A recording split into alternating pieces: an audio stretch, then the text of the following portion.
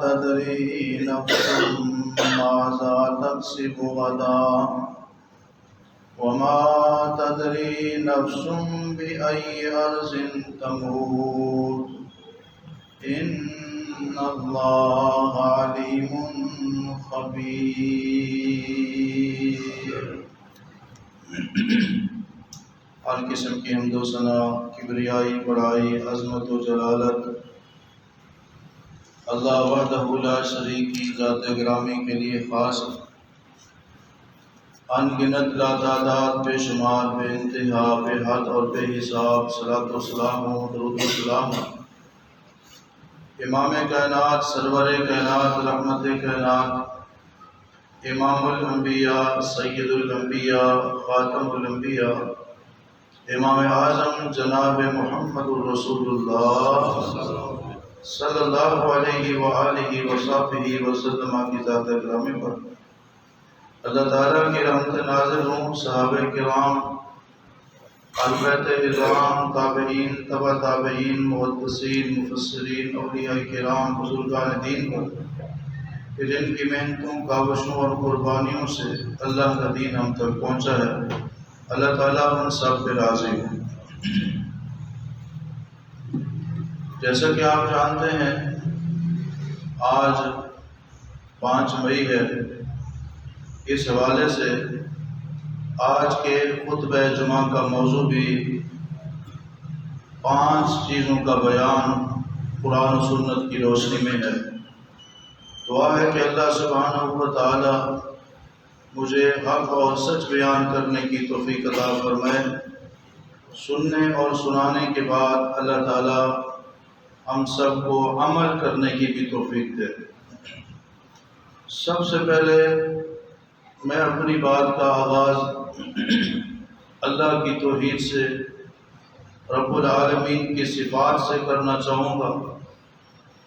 قرآن کریم میں 5 ایسی چیزوں کا بیان ہے جن کو غیب کی کنجیاں کہا جاتا ہے۔ یہ غیب کی خبریں، غیب کی کنجیاں صرف اللہ کے پاس ہیں، اللہ کے سوا کوئی نہیں جانتا۔ سورہ لقمان ہے اور اس کی آخری آیت ہے۔ رب العالمین ارشاد فرماتے ہیں، فرمایا ان اللہ عنده علم الساعہ، قیامت کب آئے گی اس کا علم صرف اللہ کے پاس ہے۔ وَيُنَزِّلُ الْغَيْثَ، اور بارش کب آئے گی، بارش کو برسانے والا بھی اللہ رب العالمین ہے۔ وَيَعْلَمُ مَا فِي الْأَرْحَامِ، اور ماں کے پیٹ میں کیا ہے اس کو جاننے والا بھی رب العالمین ہے۔ وَمَا تَدْرِي نَفْسٌ بِأَيِّ أَرْضٍ تَمُوتُ، اور کوئی نہیں جانتا اس کو موت کہاں آئے گی، اللہ جانتا ہے کہ اس کو موت کہاں آئے گی۔ وَمَا تَدْرِي نَفْسٌ مَاذَا تَكْسِبُ غَدًا، کوئی نہیں جانتا کل وہ کیا کرے گا، اس کا علم بھی اللہ سبحانہ و تعالیٰ کے پاس ہے۔ یہ 5 چیزیں، قیامت کب قائم ہوگی، بارش کب آئے گی، ماں کے پیٹ میں کیا ہے، کوئی بندہ کل کیا کرے گا، کسی بندے کی موت کا مقام کون سا ہے، ان 5 چیزوں کا علم کس کے پاس ہے، اللہ کے پاس ہے۔ ایک سوال پیدا ہوتا ہے، محکمہ موسمیات والے بھی بتا دیتے ہیں کہ بارش کب آئے گی، لیکن وہ ایسے نہیں بتاتے، وہ مشینوں کے ذریعے، وہ آلات کے ذریعے معلومات لے کر بتاتے ہیں۔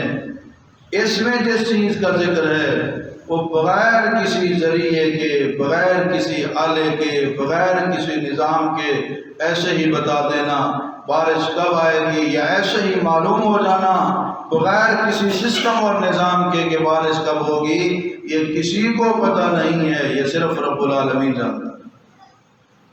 ماں کے پیٹ میں کیا ہے، نر ہے یا مادہ ہے، بچہ ہے یا بچی ہے، یہ بھی اللہ کے علم میں ہے۔ آپ کے ذہنوں میں سوال آیا ہوگا، الٹرا ساؤنڈ کے ذریعے تو بتا دیتے ہیں، لیکن وہ بھی ایک مشین ہے، مشین لگاتے ہیں تو ڈاکٹر کو پتہ چلتا ہے، مشین لگائے بغیر کسی کو پتہ چلتا نہیں ہے، اگر پتہ ہے تو وہ کس کو ہے؟ اللہ سبحانہ و تعالیٰ کو۔ قرآن کریم میں اللہ رب العالمین نے کئی مقامات پر 5 چیزوں کا ذکر کیا ہے، 5 چیزوں کا بیان قرآن و سنت کی روشنی میں قرآن کریم میں بھی کئی سارے مقامات ہیں، اور حدیث پاک کے اندر بھی کئی سارے مقامات ہیں۔ قرآن پاک کی 5 صورتیں ہیں جن کا آغاز الحمدللہ سے ہوتا ہے، اور ان کی تعداد 5 ہے۔ پہلی سورت بسم اللہ الرحمن الرحیم الحمدللہ رب العالمین، سورۃ الفاتحہ۔ دوسری سورت جس کا آغاز الحمدللہ کے ساتھ ہوتا ہے، سورۃ الانعام الحمدللہ الذی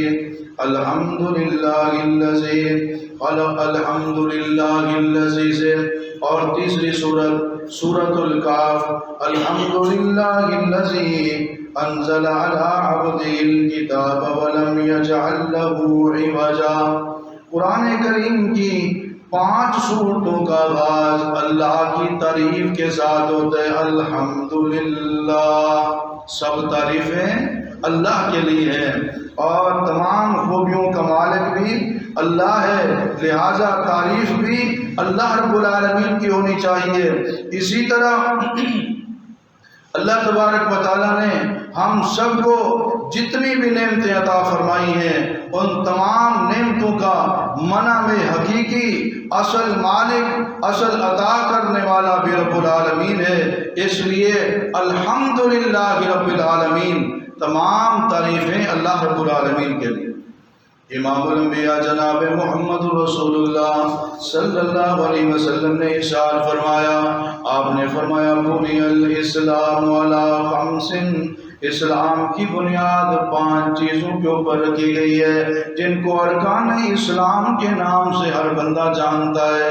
پہلے نمبر پہ فرمایا شہادت اللہ الہ الا اللہ وان محمدا عبدہ ورسولہ، اس بات کی شہادت دینا، گواہی دینا اللہ کے سوا کوئی سچا معبود نہیں ہے، اور جناب محمد رسول اللہ صلی اللہ علیہ وسلم اللہ کے بندے اور اس کے رسول ہیں۔ یہ نمبر 1، یعنی توحید اور رسالت کی گواہی دینا، شہادت دینا۔ نمبر 2، وَإِقَامِ الصَّلَاةِ، نماز قائم کرنا، وَإِقَامِ الصَّلَاةِ، نماز قائم کرنا، وَإِيتَاءِ الزَّکَاۃ، زکوٰۃ ادا کرنا، وَالْحَجِّ، اگر اللہ نے صاحب استطاعت بنایا ہے بیت اللہ کا حج کرنا، وَصَوْمِ رمضان، اور ماہ رمضان کے روزے رکھنا۔ یہ وہ 5 چیزیں ہیں جن کے اوپر اسلام کی بنیاد ہے، یہ اسلام کے پلر، اسلام کے رکن ہے۔ بنی الاسلام علی 5، ان میں سے کسی ایک چیز کا اگر کوئی بندہ انکار کر دیتا ہے وہ دائرہ اسلام سے خارج ہو جاتا ہے۔ معراج کی رات ہے، اللہ رب العالمین نے اپنے محبوب کو بلایا، اور معراج کی رات کے جو تحفے ہیں، ان تحفوں میں ایک تحفہ 5 نمازوں کا بھی۔ شروع میں 50 نمازیں فرض ہوئی، تیسرے آسمان پر ملاقات ہوئی جناب موسیٰ علیہ السلام سے۔ انہوں نے کہا کہ 50 نمازیں زیادہ ہیں، آپ کی امت اس کی طاقت نہیں رکھے گی، ادا کرنا مشکل ہو جائے گا، آپ واپس جائیے اور اس میں رعایت، کمی، تخفیف کی ریکویسٹ کیجئے۔ اللہ کے نبی صلی اللہ علیہ وسلم واپس گئے، اللہ نے 10 نمازیں کم کر دیں، پھر اور 10 کر دیں، پھر 5 کر دیں۔ آخر میں جب 5 نمازیں ہوئی، موسیٰ علیہ السلام کہنے لگے ایک چکر اور لگا کے آئیے اور اس میں بھی کمی کروا کے آئیے، کیونکہ بنی اسرائیل کے اوپر تو 2 نمازیں فرض دی۔ موسیٰ علیہ السلام جانتے تھے کہ 5 نمازوں کی پابندی کرنا بڑا ہی مشکل کام ہے، اور قرآن کریم میں اللہ رب العالمین نے فرمایا وَإِنَّهَا لکبیرۃ الا علی الخاشعین، نماز کی پابندی کرنا، نماز کا خیال کرنا، نماز کی حفاظت کرنا لکبیرۃ بہت بڑی بات ہے، بڑا مشکل کام ہے، الا علی الخاشعین مگر جن کے دلوں میں اللہ کا خوف ہے ان کے لیے 5 نمازیں پڑھنا کوئی مشکل نہیں ہے۔ اللہ ہمیں ایسے لوگوں میں شامل فرمائے جن کے لیے نماز پڑھنا کوئی مسئلہ، کوئی مشکل، کوئی پریشانی والا کام نہیں ہے۔ تو موسیٰ علیہ السلام کہنے لگے آپ ایک بار پھر جائیے، اس میں بھی کمی کروا کے لائیے۔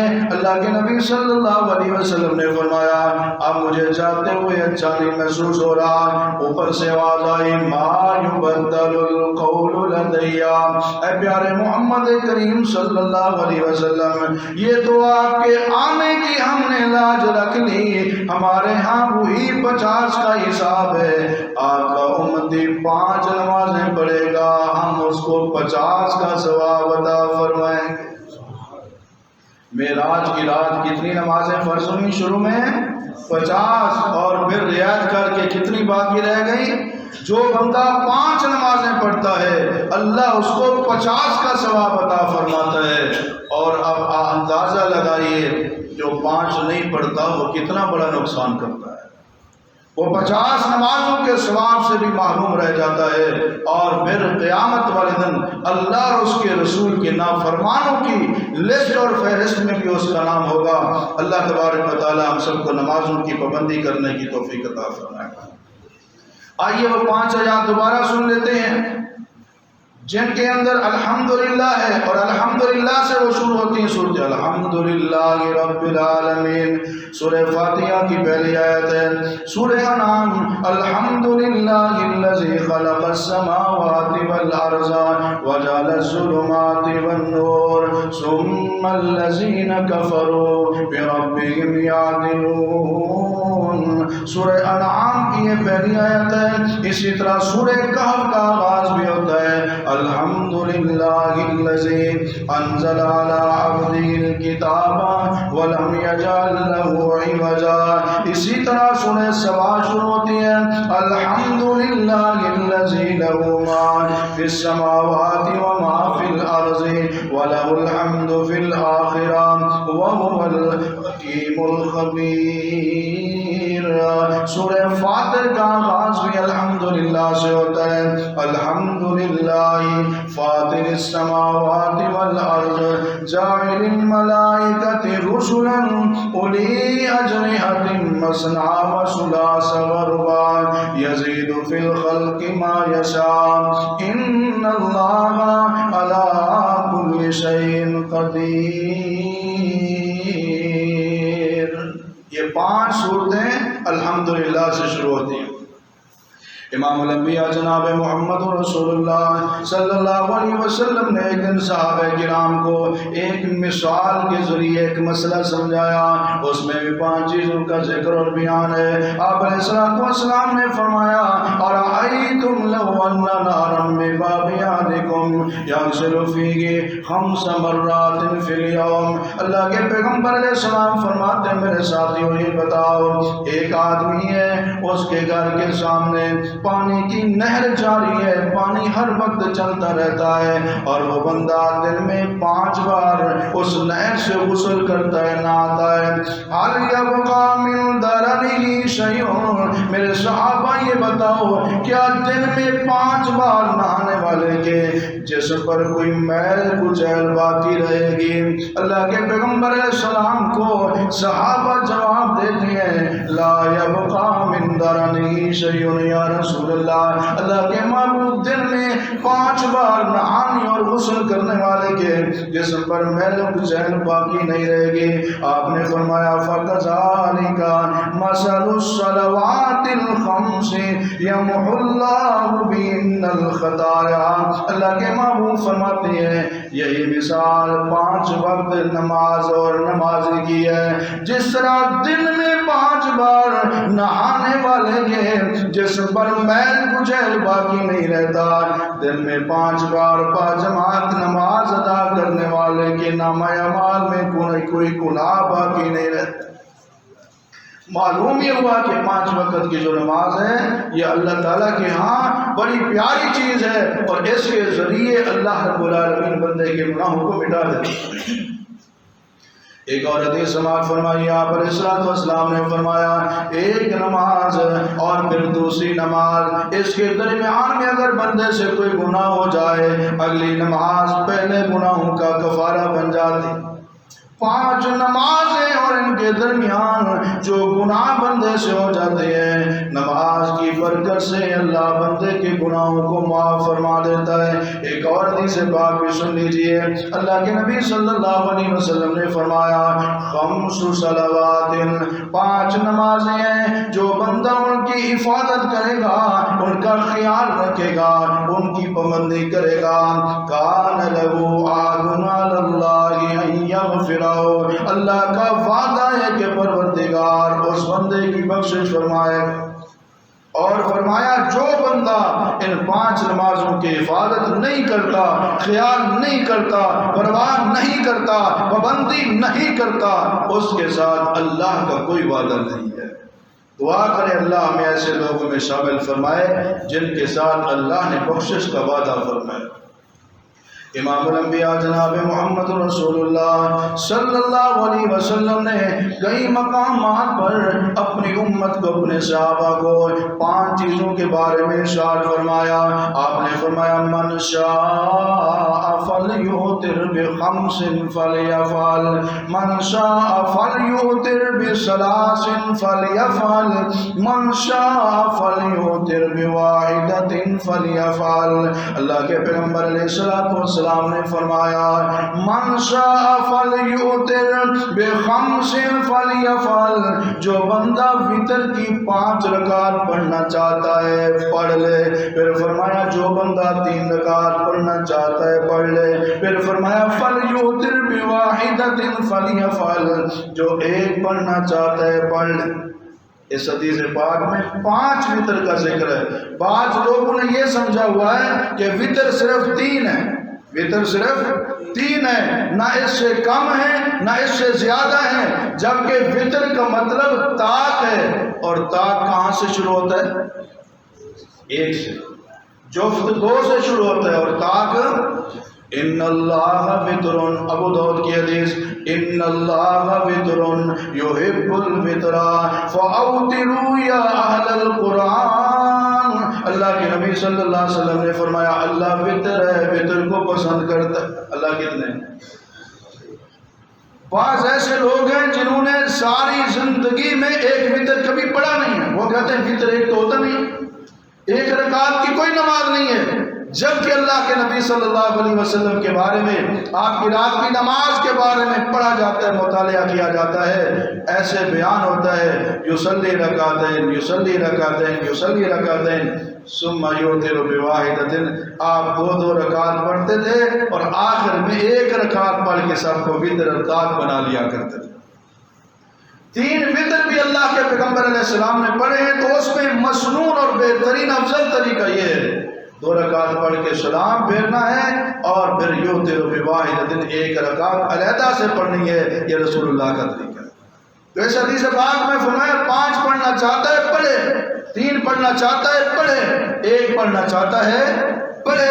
وتر 1 سے شروع ہوتے ہیں، اگر دیگر احادیث کو ملایا جائے تو وتر 1 بھی ثابت ہے، 3 بھی ثابت ہے، 5 بھی ثابت ہے، 7 بھی ثابت ہے، اور 9 بھی ثابت ہے۔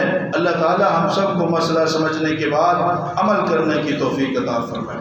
ایک اور مسئلہ، امام الانبیاء جناب محمد رسول اللہ صلی اللہ علیہ وسلم عید کی نماز پڑھایا کرتے تھے، عید الفطر ہو یا عید الاضحیٰ ہو۔ صحابہ کرام بیان کرتے ہیں آپ علیہ الصلوۃ والسلام نماز عید میں کچھ اضافی اور زائد تکبیرات کہا کرتے تھے، اللہ اکبر اللہ اکبر۔ ان کی تعداد کتنی ہوتی تھی؟ صحابی بیان کرتے ہیں فی الاولی 7 وفی الاخری 5، پہلی رکعات میں قرات شروع کرنے سے پہلے، تلاوت شروع کرنے سے پہلے اللہ کے پیغمبر 7 تکبیریں پڑھا کرتے تھے، وفی الاخری 5 قبل القراءۃ، قرات اور تلاوت شروع کرنے سے پہلے دوسری رکعت میں اللہ کے پیغمبر علیہ السلام 5 تکبیرات اضافی اور زائد کہا کرتے.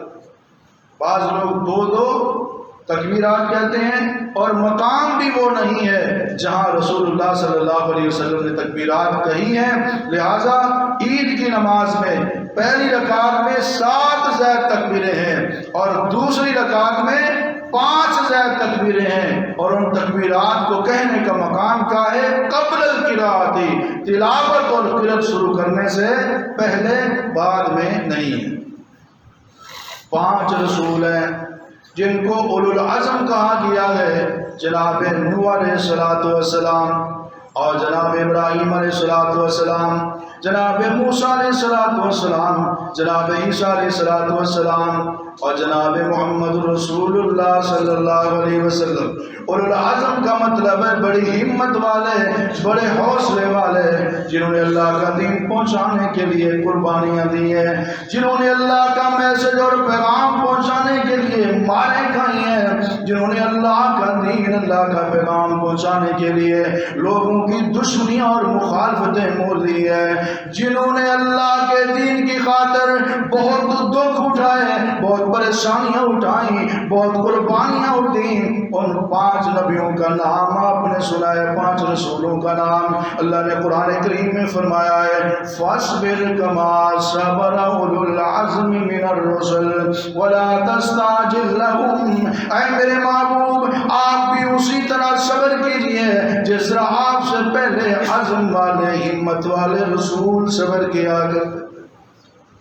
5 پیغمبر ہیں عزم والے. جو بندہ جمعہ کی نماز میں جلدی آتا ہے اس کو 5 قسم کے قربانیاں اور صدقات کا ثواب ملتا ہے. آپ علیہ السلام نے فرمایا جمعہ والے دن جو سب سے پہلی گھڑی میں آتا ہے اللہ کریم اس کو اونٹ کی قربانی کا ثواب عطا فرماتا ہے، جو اس کے بعد آتا ہے اس کو گائے کی قربانی کا ثواب ملتا ہے، جو اس کے بعد آتا ہے اس کو بکری یا بھیڑ کی قربانی کا ثواب ملتا ہے، جو اس کے بعد آتا ہے اس کو مرغی صدقہ کرنے کا ثواب ملتا ہے، اور جو اس کے بعد آتا ہے اس کو انڈا صدقہ کرنے کا ثواب ملتا ہے. 5 قسم کے ثواب: اونٹ کا ثواب، گائے کا ثواب، بکری یا بھیڑ کا ثواب، مرغی کے صدقے کا ثواب، انڈے کے صدقے کا ثواب. اور آپ علیہ السلام نے فرمایا جب امام اور خطیب منبر پہ آتا ہے اللہ رب العالمین کے بھیجے ہوئے فرشتے اپنے رجسٹر کو بند کر دیتے ہیں، یستمعون الذکر، خطبہ سننے لگ جاتے ہیں. معلوم یہ ہوا کہ خطبے کو سننا اتنا ضروری ہے. فرشتے جمعہ نہیں پڑھتے لیکن خطبہ ضرور سنتے ہیں. اللہ اکبر. اور کچھ لوگ اس وجہ سے لیٹ آتے ہیں کہ خطبہ نہ سننا پڑے. اس سے خطبے کی اہمیت کا اندازہ لگائیے. آخری رکعت میں آئیں گے یا پھر خطبہ ختم ہونے والا ہوگا، آخری 5-10 منٹ میں بھی چلے نماز پڑھنے. خطبہ اتنا ضروری ہے. فرشتے نماز نہیں پڑھتے، یستمعون الذکر، خطبہ ضرور سنتے. اللہ تعالیٰ ہمیں بھی خطبہ سننے کی توفیق عطا فرمائے. امام الانبیاء جناب محمد رسول اللہ صلی اللہ علیہ وسلم کے پاس ایک آدمی 5 مئی اور 5 چیزوں کا بیان توجہ کے ساتھ سماعت فرمائے. دیواروں کی ٹیک چھوڑ دیں، خاص طور پہ نوجوان تو ٹیک لگا کے بیٹھے ہوئے ویسے بھی اچھے نہیں لگتے. اگر جوانی میں آپ ٹیک لگا کے بیٹھیں گے تو پھر آگے کیا ہوگا؟ اللہ تعالیٰ ہم سب کی مشکلات کو آسان فرمائے. امام الانبیاء جناب محمد رسول اللہ صلی اللہ علیہ وسلم کے پاس ایک آدمی آیا اور آ کر کہتے یا رسول اللہ میری بیوی کے میرے اوپر کتنے حق ہیں؟ آپ نے السلام نے اس بندے کو بیوی کے 5 حقوق بتائے، 5 حقوق بیان فرمائے. آپ نے فرمایا نمبر 1 ان تطعمها اذا طعمت، جب تو خود کھائے اپنی بیوی کو بھی ویسا کھلایا. وَتَكْسُوهَا إِذَا اكْتَسَيْتَ، جب تو کپڑے پہنے، لباس پہنے، کپڑے لے اپنی بیوی کو بھی اسی طرح کے اچھے کپڑے پہنایا کر.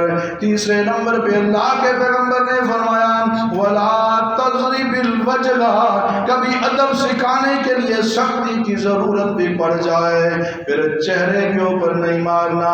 اور چوتھا حق اللہ کے پیغمبر نے یہ بتایا فرمایا وَلَا تُقَبِّحْ بھی اپنی بیوی کو گالیاں نہیں دینی، برا بھلا نہیں کہنا، اس کو گالی گلوچ سب و شتم نہیں کرنا، برا بھلا نہیں کرنا۔ ولا تہجر الا فی البیت، پانچواں اللہ کے محبوب نے یہ بتایا، اختلاف ہو جائے، ناراضگی ہو جائے، جھگڑا ہو جائے، معاملے کو گھر میں حل کرنا ہے۔ ولا تہجر الا فی البیت، بیوی کو گھر سے باہر نہیں نکالنا۔ یہ 5 حقوق ہیں، جیسا خود کھاؤ ویسا بیوی کو کھلاؤ، جیسا خود پہنو ویسے بیوی کو پہناؤ، بیوی کو چہرے پہ نہیں مارنا، برا بھلا نہیں کہنا، اور ناراضگی ہو جائے گھر سے باہر نہیں نکالنا۔ جبکہ شریعت تو یہ کہتی ہے اگر طلاق بھی دے دیتا ہے تو 3 مہینے بیوی گھر میں رہے گی، عدت وہاں پوری کرے گی۔ اب ہمارے معاشرے میں دیکھا جائے تو بیوی کے یہ جو 5 حقوق ہیں ان کے اوپر عمل نظر ہی نہیں آتا۔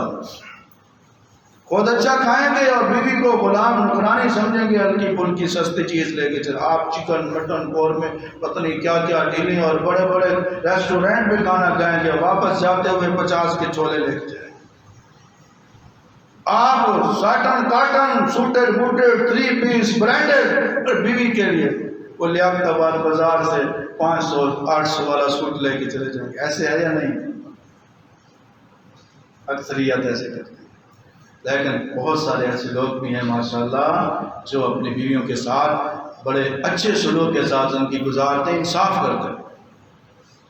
اور پھر اللہ کے پیغمبر علیہ السلام نے فرمایا چہرے پہ نہیں مارنا، اور یہاں تو اسٹارٹ ہی چہرے سے ہوتا ہے، تو تیرا منہ بند ہے، اور پھر منہ سے ہی شروع کرتے ہیں مارنا۔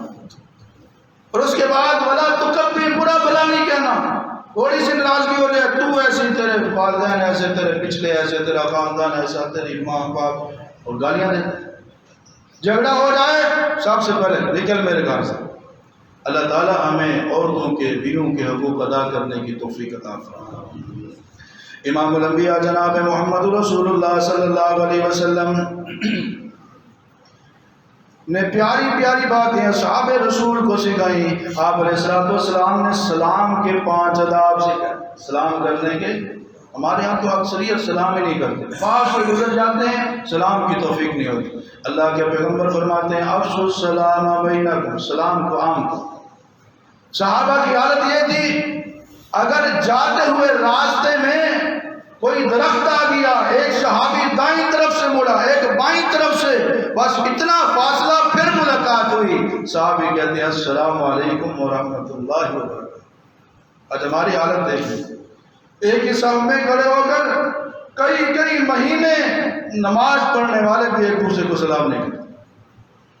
اللہ تعالیٰ ہمیں سلام کو عام کرنے کی توفیق عطا فرمائے۔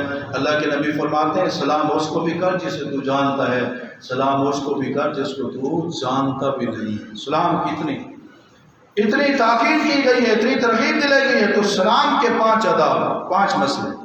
آپ علیہ السلام نے فرمایا جو سوار ہے، سواری پہ جا رہا ہے، اس کو چاہیے کہ وہ پیدل چلنے والے کو سلام کرے۔ یہ ادب ہے سلام کا۔ ایک پیدل جا رہا ہے، ایک سواری والا پیدل کو سلام کرے۔ اور دوسرا مسئلہ اللہ کے پیغمبر علیہ السلام نے یہ بتایا جو پیدل ہے، چل رہا ہے، اس کو سلام کرے جو کھڑا ہوا ہے۔ اور تیسرا مسئلہ اللہ کے پیغمبر علیہ السلام نے یہ بیان فرمایا کوئی بندہ بیٹھا ہوا ہے، کوئی بندہ وہاں سے گزر رہا ہے، گزرنے والا بیٹھے ہوئے بندے کو سلام کرے۔ اس کے بعد آپ نے چوتھا ادب یہ بیان فرمایا چھوٹے کو چاہیے وہ بڑے کو سلام کرے۔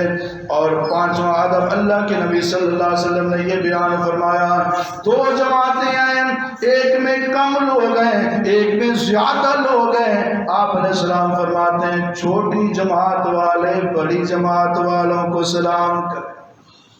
یہ 5 حقوق کس نے بیان فرمائے ہیں؟ جناب محمد رسول اللہ صلی اللہ علیہ وسلم۔ ہمارے یہاں تو یہ سمجھا میں اس کو سلام کروں، میرے پاس پیسہ زیادہ ہے، میرے پاس عہدہ بڑا ہے، میں سلام کروں؟ نہیں، جیسے رسول اللہ نے فرمایا ہے سوار پیدل کو سلام کرے، پیدل چلنے والا کھڑے ہوئے کو سلام کرے، اور گزرنے والا بیٹھے ہوئے کو سلام کرے، چھوٹا بڑے کو سلام کرے، اسی طرح چھوٹی جماعت بڑی جماعت کو سلام کرے۔ امام الانبیاء جناب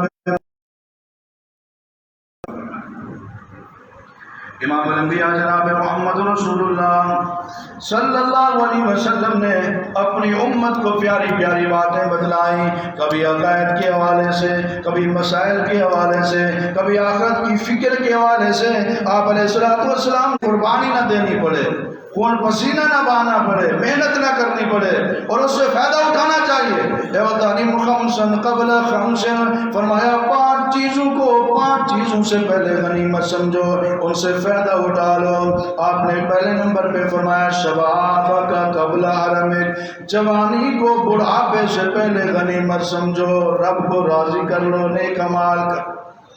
فرمایا صحت کا قبل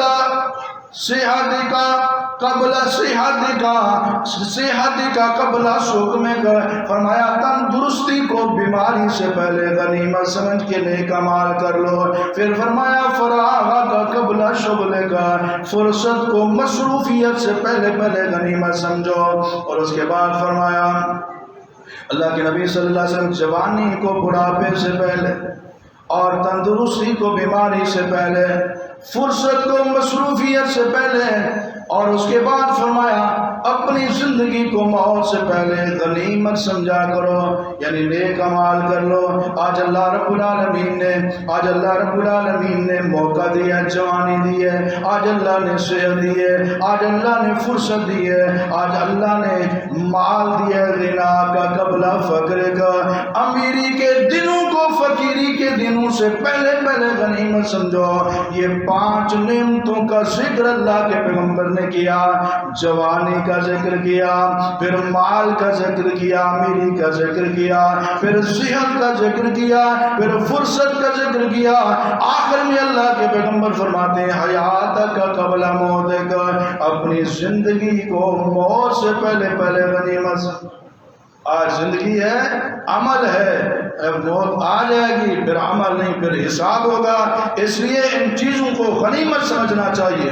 امام الانبیاء جناب محمد رسول اللہ صلی اللہ علیہ وسلم نے فرمایا لا تزول قدم ابن آدم حتی یسأل عن خمس، قیامت کے دن کی ہولناکیوں کے بارے میں آپ جانتے ہیں، قیامت کے دن کی سختیوں کے بارے میں آپ جانتے ہیں، جس دن آسمان کا سورج 1 میل کے فاصلے پہ ہوگا، زمین مٹی سے بدل کے تانبے جیسی گرم ہو چکی ہوتی، اور اس دن انبیاء کرام بھی اللہ کے خوف کی وجہ سے، اللہ کے ڈر کی وجہ سے، اس دن کی سختی کی وجہ سے یہی کہہ رہے ہوں کہ رب سلم اللہ ہمیں بچا لے۔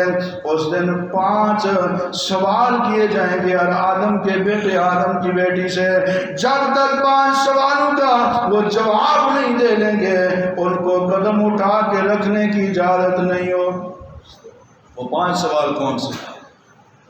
العمری فیما افنا، عمر کے بارے میں رب العالمین پوچھیں گے میرے بندے میں نے تجھے عمر دی 20 سال 30 50 70 80 جتنی اللہ نے لکھی، فیما افنا، اپنی عمر کو کہاں فنا کر کے آیا ہے۔ دوسرا سوال یہ ہوگا ان شبابی فیما ابلاؤ، جوانی کے بارے میں بتا، میں نے تجھے جوانی دی تھی، تو نے جوانی کو کن کاموں میں گزارا۔ تیسرا سوال کیا جائے گا ان مالی، مال کے بارے میں، تو صاحب مال تھا، صاحب جلال تھا، تو امیر تھا، تیرے پاس کوٹھیاں تھی، مکانات تھے، پلاٹ تھے، بینک بیلنس تھا، من این اکتسبتا، یہ بتا تو نے کمایا کہاں سے تھا۔ چوتھا سوال یہ کیا جائے گا وآخر دعوانا الحمدللہ۔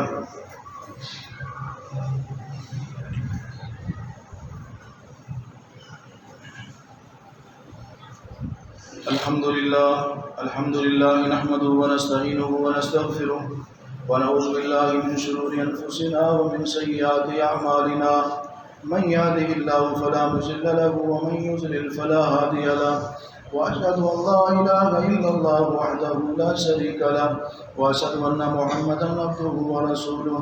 اللهم صل على محمد وعلى آل محمد كما صليت على إبراهيم وعلى آل إبراهيم إنك حميد مجيد. اللهم بارك على محمد وعلى آل محمد كما باركت على إبراهيم وعلى آل إبراهيم إنك حميد مجيد. اللهم اغفر لنا وللمؤمنين والمؤمنات والمسلمين والمسلمات الأحياء منهم والأموات. 5 مئی اور 5 چیزوں کا بیان قرآن و سنت کی روشنی میں آپ نے سنا. اللہ کی توفیق سے میں نے سنایا. بڑا لمبا موضوع ہے. میں نے بہت ہی اختصار کے ساتھ قرآن و سنت کی روشنی میں چند چیزیں آپ کے سامنے بیان کی. اور ایک اہم چیز ہے، جو بندہ حقوق اللہ ادا کرتا ہے اور حقوق العباد میں کوتاہی کرتا ہے، اس بندے کے حقوق اللہ کی ادائیگی اس کو جہنم سے نہیں بچا سکے. نبی علیہ السلام کی مشہور حدیث ہے، آپ نے فرمایا صحابہ تم جانتے ہو مفلس کون ہے؟ مفلس وہ ہوتا ہے جس کو کنگال کہتے ہیں، جس کے پاس کک بھی نہ ہو، کچھ بھی نہ ہو، کنگلا جس کو کہتے ہیں. صحابہ نے کہا یا رسول اللہ ہم تو مفلس اسے کہتے ہیں اس کے پاس نہ درہم ہو، نہ دنیا کا مال و متاع ساز و سامان ہو.